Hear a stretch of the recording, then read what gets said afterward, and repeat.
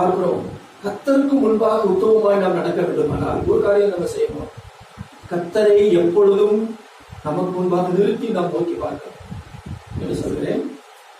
கர்த்தருக்கு முன்பாக உத்தமமா நடக்கணும் அப்படின்னா நமக்கு முன்னால யாரை நிறுத்தணும் சொல்லுங்க? கர்த்தரை நிறுத்தணும். ஆமென். எதையோ நிறுத்தக்கூடாது. கர்த்தரை உங்களுக்கு முன்பாக நிறுத்தி அவரை நீங்கள் நோக்கி பார்த்து கொண்டிருங்கள். சோதரம் அவரை நோக்கி ஜெபம் பண்ணுங்கள், அவரை தொழுது கொள்ளுங்கள். அதுதான் சங்கீதக்காரன் சொல்லுவேன், கர்த்தரை நான் எப்பொழுதும் எனக்கு முன்பாக நிறுத்தி நான் நோக்கி கொண்டிருக்கிறேன். ஆரையால் நான் என்ன செய்வதில்லை, அசைக்கவில்லை. நடக்கிறோம்னா நமக்கு முன்னால கர்த்தரை தான் வைக்கணும். ஆமே, நமக்கு முன்னால வேற எந்த ஒரு காரியத்தை வச்சிடக்கூடாது. அல்லேலூயா. நம்முடைய படிப்பையோ, நம்முடைய தொழிலையோ, நம்முடைய வேலையோ, எந்த ஒரு பண்டிகைகளையும் நமக்கு முன்னால வைக்காம எதை வைக்கணும்?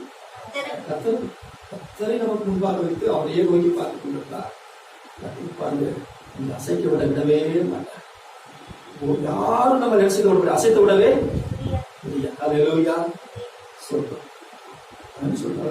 தெளிவா சொல்றோம், நான் அசைக்கப்படுவதில்லை. சோதரம் எல்லா காரியத்திலையும் கர்த்தரையே நமக்கு முன்பாக நிறுத்தி இருக்கிறோமா? சொல்றோம். நம்ம பார்க்க சங்கீதம் 16 வாசிக்கிறோம். கர்த்தர் எப்பொழுதும் எனக்கு முன்பாக நான் வைத்திருக்கிறேன், அவர் என் வலது பாசத்தில் இருக்கிறபடியால் நான் என்ன செய்வதில்லை.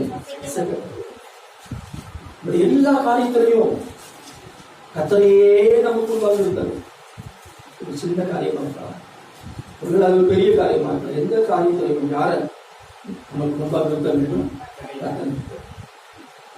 எனக்கு இயேசு இருக்கிறார், எனவே எனக்கு எதை குறித்தும் கவலை இல்லை என்று சொல்ல முடியுமா?